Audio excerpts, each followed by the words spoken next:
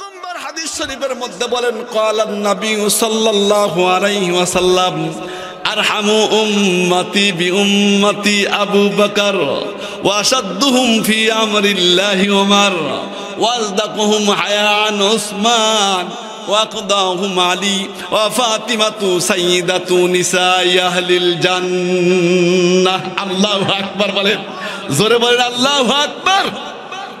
ফারুক আজম রাদিয়াল্লাহু তাআলা তার ব্যাপারে আমার আপনারা পয়গম্বর কি বলেন? আসাদ এমন কঠিন দিলের মানুষ ছিল ফারুক আজম রাদিয়াল্লাহু তাআলা।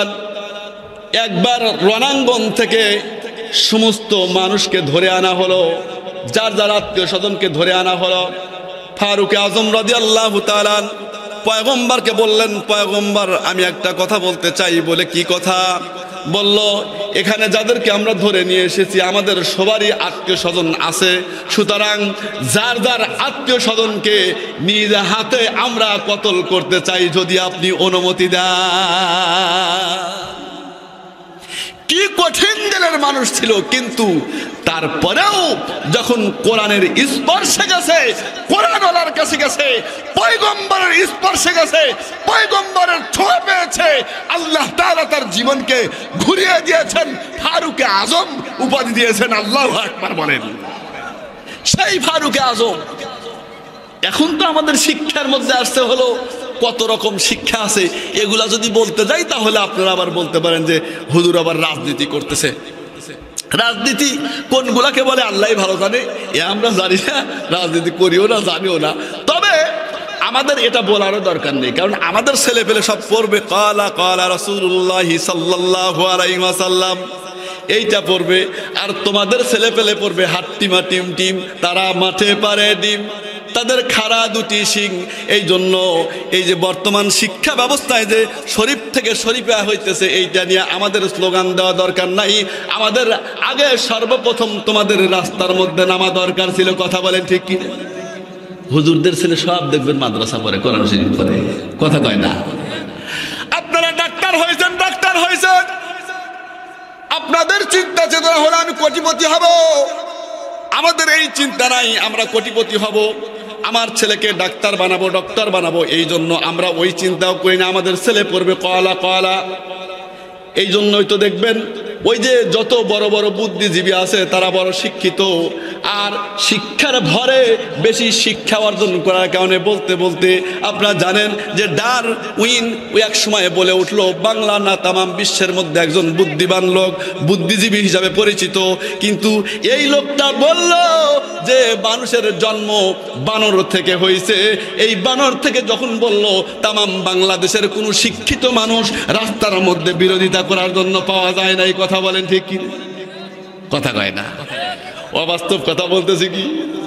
ওই সময় পাওয়া গেছে মাদ্রাসার হুজুরদেরকে, মাদ্রাসার ইমামদের, মাদ্রাসার হুজুরদেরকে, মসজিদের ইমামদেরকে, গুটি কয়েক ইমানদার মুসলমানদেরকে পাওয়া গেছে মুসলমান। কিন্তু এখনো দেখেন এই যে বাংলার জমিনের মধ্যে একদম পুরুষ থেকে মহিলা বানাইতেছে, শরীফ থেকে শরীফা বানাইতেছে। কি করতেছে না করতেছে? 95% মুসলমানের দেশে যদি আপনার শিক্ষা সিলেবাসের মধ্যে সবগুলা থাইরকান আর হলো প্রতিমার ছবি দেওয়া হয়, মুসলমান তুমি মসজিদের মধ্যে খালি যা আল্লাহ আল্লাহ আল্লাহ আল্লাহ জিকির করো, আর কোনো কাম নাই। যদি এইগুলা বলতে যাই তাহলে ঝামেলা, এই জন্য এইগুলা বলতে যাব না। একটা কথা শুধু যুবকদেরকে বলতে চাই, আজকে যুব সমাজের উদ্যোগে মাহফিল যেহেতু, আমি যুবকদেরকে একটা কথা বলতে চাই।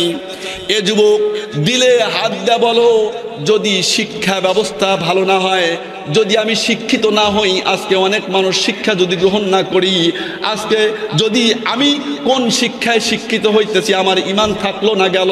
এখন কথা হলো হুজুর ইমান কি জিনিস, এই জিনিসও তো বুঝি না, আমি বড় শিক্ষিত হয়েছি, তাহলে আমার ইমান থাকলো না গেল, আমি এইটা কেমন করে বুঝবো? এই জন্য বলি বাংলাদেশ এটা 95% মুসলমানের দেশ। কথা বলেন ঠিক কিনা? তোমরা তোমরা যা করো করো, সমস্যা নাই। কিন্তু এই দেশের মধ্যে এটা তো এই দেশ, এটা তো মামুর বাড়ির দেশ না, খালার বাড়ির দেশ না, ওইরা পাই নাই। এই দেশের মধ্যে সবারই অধিকার আছে। এজন্য আমি বলতে চাই, এখন বাংলার জমিনের মধ্যে আমরা তো কখনো কোনো কথা বলি নাই। মানুষ থেকে যদি, বানর থেকে যদি মানুষ হইতে পারে, এখন আমরা এখানে যারা বসে আছি, দেখবেন আমি অন্য দেশের উদাহরণ টানবো না, বাংলাদেশের উদাহরণ টানি। যদি আপনি টাঙ্গাইল এলেঙ্গা থেকে মধুপুরের রাস্তাটা ময়মনসিংহ যান, দেখবেন মধুপুর যাওয়ার সঙ্গে সঙ্গে দুই সাইড জঙ্গল থেকে বানর আর বানরের বাচ্চাগুলো বের হয়ে আসে। চা আছে, টাকা আছে, গাড়ির সামনে দাঁড়ায়, কেউ যদি কিছু খাবার দেয় তখন ওই খাবার নিয়ে খাইতে থাকে। যদি বানর থেকে মানুষই হইতো, তাহলে এই মধুপুরের বানরগুলো আপাতত, এই জঙ্গলের বানরগুলো আপাতত প্রধানমন্ত্রী আর স্বরাষ্ট্রমন্ত্রীর কাছে সংসদে দরখাস্ত দিয়া বলতো যে আমরা আর বানর হইতে চাই না, খাবার পাই না ঠিক মতো, জঙ্গলে কোলাগুলা কেটে নেয়, আনারসগুলা কেটে নেয়, এই জন্য আমরা আপাতত আর মানুষ থাকতে যাচ্ছি না, মানে বানর থাকতে যাচ্ছি না, আপাতত আমাদেরকে বর্তমানের জন্য এই দরখাস্তটা কবুল করে আমাদের মানুষ হিসাবে কবুল করবে। অনেক বানরই মানুষ হইতো, কথা বলেন ঠিক কিনা? আমরা এখানে বসে আছি, আমরা সবাই মানুষ না? কথা কয় না, আমরা সবাই মানুষ কিনা? এবং সৃষ্টির শ্রেষ্ঠ জীব হিসাবে আল্লাহ রাব্বুল আলামিন আমাকে আপনাকে এই দুনিয়ার মধ্যে পাঠিয়েছেন, কথা বলেন ঠিক কিনা? আল্লাহ বলেন, লাকাদ খালাকনাল ইনসানা ফি আহসানি তাকবীম। আল্লাহু আকবার বলেন। দুনিয়ার মধ্যে আমরা কি করতেছি, কে কি করতেছি বুঝি না, কিন্তু একবার মরণের চিন্তা করো। যদি একবার মরণের চিন্তা করো, তোমার সব ক্ষমতা শেষ। একবার যদি তুমি চিন্তা করো যে আমি দুনিয়ার মধ্যে থাকবো না, আমার বাবা গেছে, দাদা গেছে, আমাকেও যেতে হবে, মৌত জিস দিন আগাই, দুনিয়া কি হালত ক্যা হুই, रूह तन से उड़ गई, मुर्दा की हालत क्या हुई, मौत जिस दिन आ गई, दुनिया की हालत क्या हुई, रूह तन से उड़ गई, मुर्दा की हालत क्या हुई। जब मलाकुल मौत आवे, जब मलाकुल मौत आवे गे तुम्हारे सामने, जब मलाकुल मौत आवे गे तुम्हारे सामने, फिर तुम्हारे फुर्सत ना मिलेगी लब हिलाने के लिए, फिर तुम्हारे फुर्सत ना मिलेगी लब हिलाने के लिए। मुसलमान भाइरा আমার, মউত এমন একটা জিনিস যে কোনো মুহূর্তে তোমার আসতে পারে। ফাইদা জা আজালুহুম লা ইস্তাখিরুনা সাআতাও ওয়া লা ইস্তাকদিমুন। কখনকার মৃত্যু আসবে এটা তো বলা যায় না। এই জন্য আমি আপনাদের অনুরোধ করে বলবো, রে বাবা, আল্লাহ যতদিন দুনিয়ার মধ্যে বাঁচিয়ে রাখেন, এতদিন আল্লাহ তাআলা যেন ঈমানের সঙ্গে বাঁচিয়ে রাখেন। আমরা সেই ইনশাআল্লাহ সেই চিন্তা চেতনায় আমরা মানুষ হইতে চাই, কথা বলেন ঠিক কিনা? একটা কথা বলতে চাই, এই দুনিয়ার মধ্যে কে কি করলো কখনো আমরা যাব না।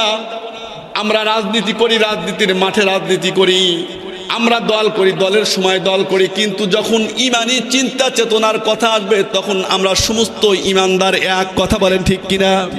কথা বলেন ঠিক কিনা? মুসলমান ভাইরা আমার, আমি একটা কথা বলতে চাই, এই জায়গার মধ্যে এমন কোনো মানুষ নাই। এখন যদি আমি ডাক দিয়ে বলি, খুব ভালো করে বুঝবেন, আপনাদেরকে আমি প্রশ্ন করি, বলুন তো বাংলাদেশের মধ্যে রডের দাম বাড়ছে, সিমেন্টের দাম বাড়ছে, চাউলের দাম বাড়ছে, ডাউলের দাম বাড়ছে, আপনার তেলের দাম বাড়ছে, রাস্তার মধ্যে কোনো হুজুর, কোনো ইমাম সাহেব কখনো কোনোদিন মিটিং মিছিলে দেখছেন? কথা কয় না, কারণ মিটিং মিছিলে দেখবেন না তো।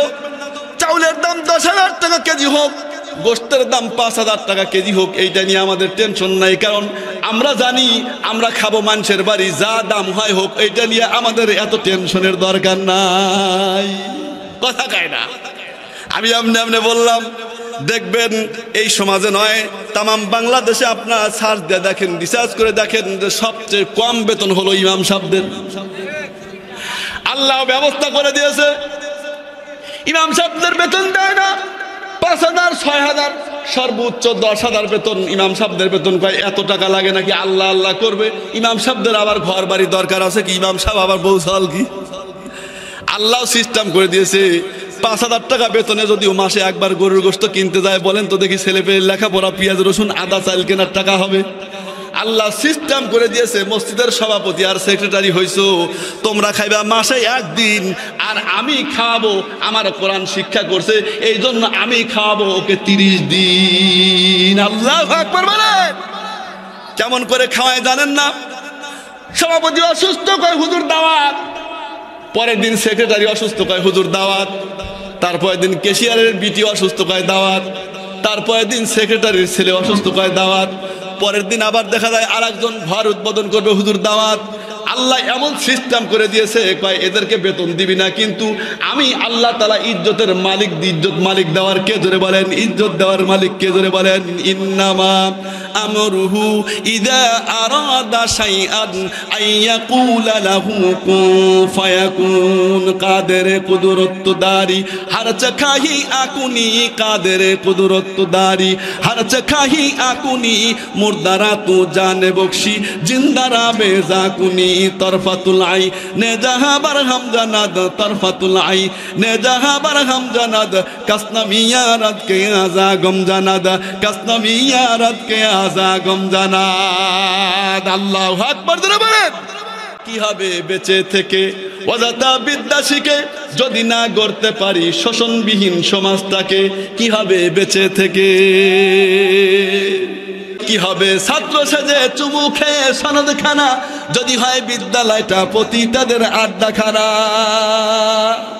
কি হবে ছাত্র সেজে চুমু খেয়ে সনদ খানা যদি হয় বিদ্যালয়টা পতিতাদের আড্ডাখানা এর চেয়ে মোরাই ভালো দেশের যাওয়াই ভালো এর চেয়ে মোরাই ভালো দেশের যাওয়াই ভালো কি হবে ধোকা দিয়ে বিবেকটাকে কি হবে ধোকা দিয়ে বিবেকটাকে কি হবে বেঁচে থেকে অযথা বিদ্যা শিখে যদি না গড়তে পারি শোষণবিহীন সমাজটাকে কি হবে লেখালেখির কলমবাজির এই মহারা সমাজের আসল চিত্র যদি না যায় তুলে ধরা কথা কয় না কথা কয় না সাংবাদিকের অভাব নাই আসল জিনিস বাদ দিয়া যেখানে টাকা আছে ওখানে যায় কি হবে লেখালেখি কলমবাজির এই মহারা সমাজের আসল চিত্র যদি না যায় তুলে ধরা কথা কয় না যদি ওই ঘুষের বলে কলমটা উল্টো চলে যদি ওই ঘুষের বলে কলমটা উল্টো চলে কি হবে ধোকা দিয়ে বিবেকটাকে কি হবে বেঁচে থেকে অযথা বিদ্যা শিখে যদি না গড়তে পারি শোষণবিহীন সমাজটাকে কি হবে বেঁচে থেকে মুসলমান ভাইরা রে আমার একটা কথা বলতে চাই যুব সমাজের মাহফিল থেকে যত কিছু হয় দেখবেন যত দল মানুষ করে সমস্ত যুব সমাজকে আগে প্রাধান্য দেয় কথা বলেন ঠিক কিনা ওই যে মক্কার মধ্যে যখন আল্লাহর পয়গম্বর দ্বীন প্রচার করছে সর্বপ্রথম আবু বকর ওমর ওসমানের কথা আল্লাহর পয়গম্বর স্মরণ করেছেন এমন যুবক দরকার এমন যুবক হইলেই দিন পরিবর্তন হবে দিনের পরিবর্তন হবে কথা বলেন ঠিক কিনা এ মুসলমান ভাইরা রে আমার তাই এই জায়গার মধ্যে থেকে বলতে চাই শিক্ষা ব্যবস্থা তোমরা যা করো আমাদের সমস্যা নাই কিন্তু মানুষের ঈমান যেন নষ্ট না হয় কথা বলেন ঠিক কিনা একটা কথা বলতে চাই এই দুনিয়ার মধ্যে আমরা কোনো মিটিং মিছিল করতে চাই না কখনো কোনো রাস্তার মধ্যে নামতে চাই না তেলের দাম বাড়লে আমরা রাস্তার মধ্যে নামি না আটার দাম বাড়লে আমরা রাস্তার মধ্যে নামি না কোনো কিছুর দাম বাড়লে রাস্তার মধ্যে নামি না কিন্তু যদি ঈমানের উপর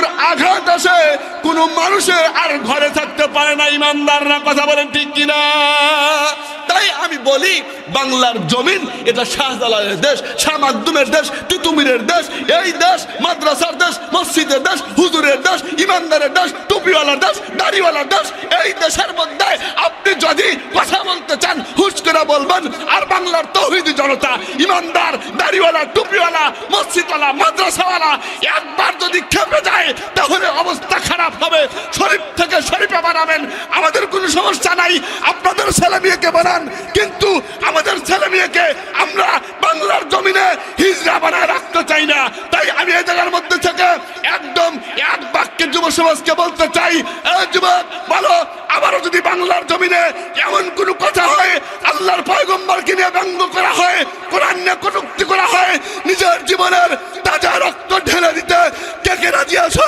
আল্লাহু আকবার বলে হাতটা উঠে দাও। সম্মানিত সৌদি, আল্লাহ তাআলা আমাকে আপনাকে কয়দিন বাঁচিয়ে রাখবেন এটা আমরা জানি না। তবে আজকে যদি আমরা এই সমস্ত কথা বলতে চাই, কিছু মানুষ বলবে হুজুররা এমন কথা বলে কেন? ও ভাই, কেন যে বলি, কি কারণে বলি সেটা তো আমি বুঝাইতে পারি না। কারণ ওই পয়গম্বর ওয়ালার মোহাব্বত যে দিলের মধ্যে ঢুকিয়ে ফেলেছে, পয়গম্বরের মোহাব্বত ঢুকিয়ে ফেলেছি।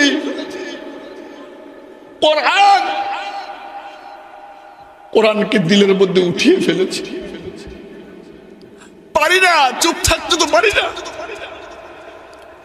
একটা কথা বলি,